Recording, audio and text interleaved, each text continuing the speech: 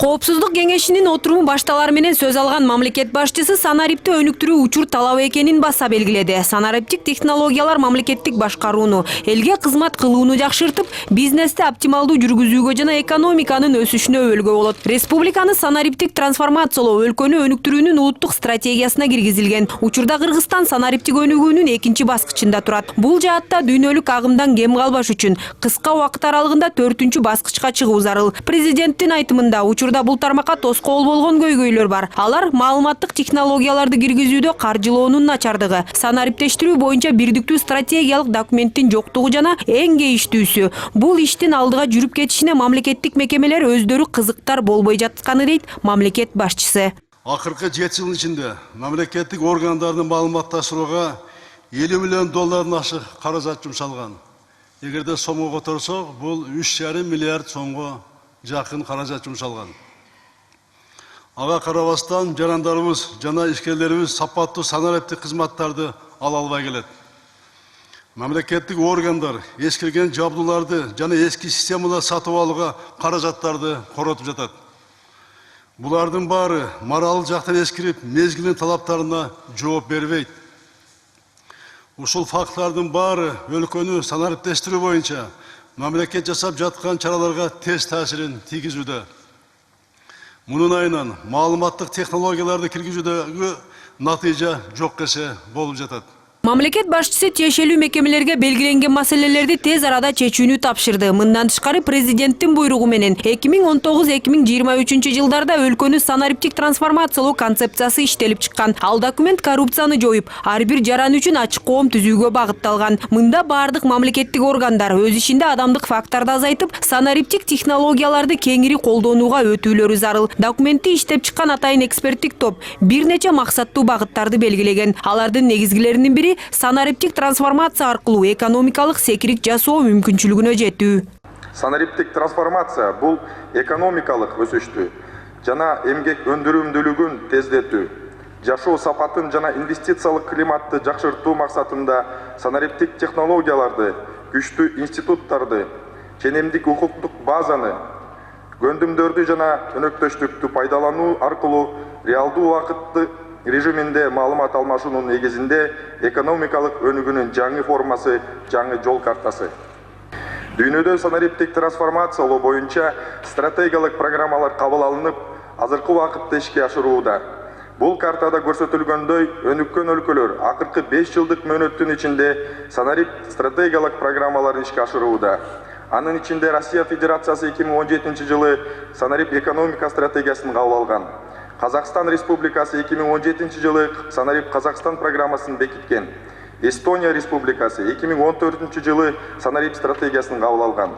Белгилүү кетчү нерсе, биз киргизип жаткан түндүк системасы Эстониянын X-Road платформасынын негизинде жасалган. Учурда санариптик трансформациянын башаты катары мекемелер аралык түндүк кызмат көрсөтүү порталы иштеп жатат. Бирок ага 50гө жакын мамлекеттик мекеме кириши керек болсо, бүгүнкү күндө 12си гана кирип, 25 кызматтын түрүн көрсөтүүдө. Бирдиктүү порталга кошулууда Ички иштер министрлиги Кыргыз патент жана финансылык чалгындоо кызматы активдүүлүгүн көрсөткөнү белгиленди. Ал эми транспорт менен саламаттыкты сактоо министрликтеринин аракеттери дээрлик байкалбай жатыптыр. Космодбек Сарыевич, экинчи мынасилердики. Муну азыр тездетип киргизүү ордуна эң артта калып. Эң элдин нааразылыгы саламат сактоо болду. Мамлекеттик кызмат көрсөтүү менен саламат сактоодо жана менчикти салыштырып атышат. Эми бул жерде реформа болуш керек. Өлкөдө баштадылар. Бишкек боюнча туура кылдылар. Мен аны колдоймун, ачык айтайын, аны туура кыскарды. Бирок ошол менчик больницаларда акча жүгүрүп атат да. Мамлекеттик больницаларда. Ошол акча чыгып атат да. Менчик акчада, менчик компанияларда, больницаларда кассага чыгып атса, а биздеки акчалар ачыкка чыкпай, ошол жердеки чөйдөнө чыгып атпайбы? Буну эми легалдаштырыш керек да. Ушуну легалдаштырсак, электрондук форматы киргизсеңиз, немеде, медицина башкаруу системасында. Ошол акча өзүнө чыгат түз жака. Ошондо мамлекеттен да көп каражат кетпейт.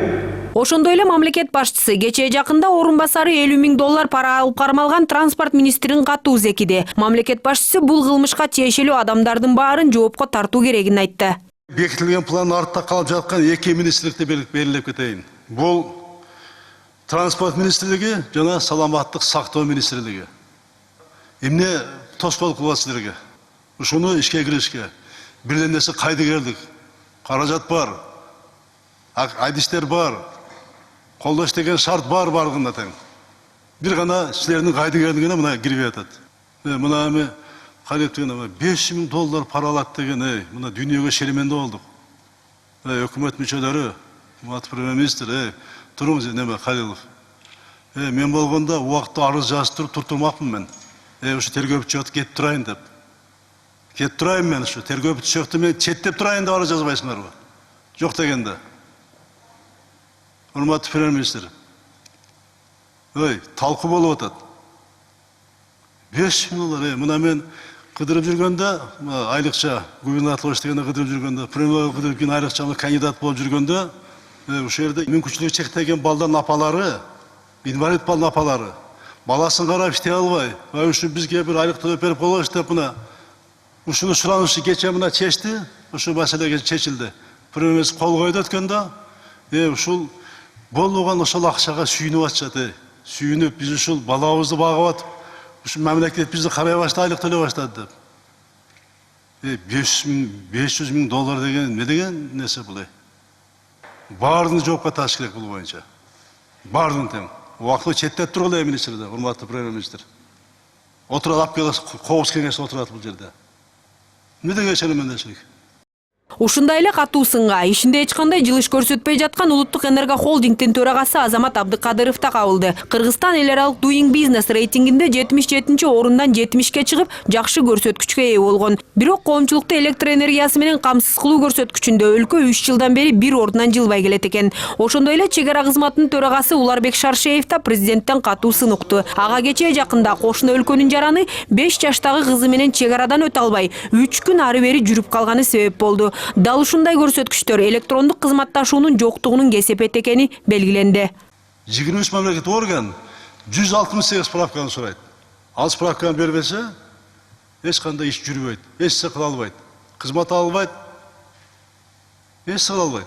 Мына байкасаңар, шаарды кыдырып, райондо айыл өкмөттөрдү кыдырып, керектүү маалымат алыш үчүн, кээде таптакыр кереги жок эле кагаздар алыш үчүн мына очередте турушат, чуркап жүрүшөт. Бул канча убакыты, канча нерв бул кетип атат. Төлөөнгөн машөлөнгө справка сурап атпайбы органдар. Ошол өзүнө керектүү справканы түндүккө тезирээк кирип, бириктирген, проектке кирип туруп, эмне үчүн ошол элди ар жакка чуркатпастан бири-биринен маалымат албайт? Эмнеге албайт маалымат? Мамлекеттин чеги бар да. Киргиздесе тоскоол кылып атасыңар, мамлекеттик органдар. Керек болса мамлекеттик органдар, кызмат көрсөткөн органдар мөөнөт кылып, обед болгондо кызмат көрсөтүш керек. Ал сенин милдетиң, ошон үчүн айлык алып, ошон балачканы багып отурасың. Ал милдетиң сенин. Мына кээ бир жерге барганда, даже жаап коюп той кетип калышат. Обед деген 2 саат кээ бир жерлерде. Сурабай атпайсыңар отурат губернаторлор. Айрыкча областта, райондордо ошондой болот азыр. Республикада кээ министрлер агенттиктен баштап эл кабыл албайсыңар келген кишилерди. Мына каттар келип атпайбы? 3 эсе көбөйдү мына каттар. Не только справка. Мамлекеттик органдар талап кылган справкаларды, кагаздарды мамлекеттик органдар элди чуркатпай, бири-биринен сурап ала турган система түзүш керек. Качан түндүктө ижара кирсеңер, болгон азыр 50-ден 8-ге 12 кирдиби? 50 органдан. Мына ошол фактлардын баары тең түп тамырынан жок болуш керек. Атайлап тоскоолдук кылып аткандар. Мамлекеттик элге кызмат көрсөтүүнү жак кылбай аткан органдардын жетекчилерине бул тартипке чыгыш керек булардын баарын тең. Мамлекеттик кызмат көрсөтүү чөйрөсүндөгү санариптик технологияларды масштабтуу түрдө киргизүүнү өзү айтып турбайбы? Мен айтып аткан мына азыркы эле мисал. Бул эң биринчи приоритеттүү багытына ошол болуш керек.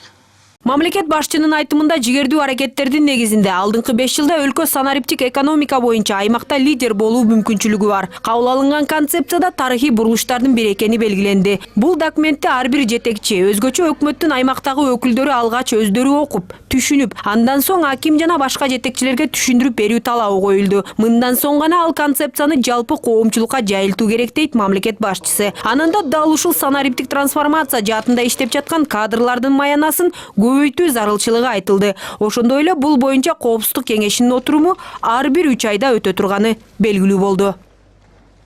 Акмарал Сабатар, Александр Симонов, НТС.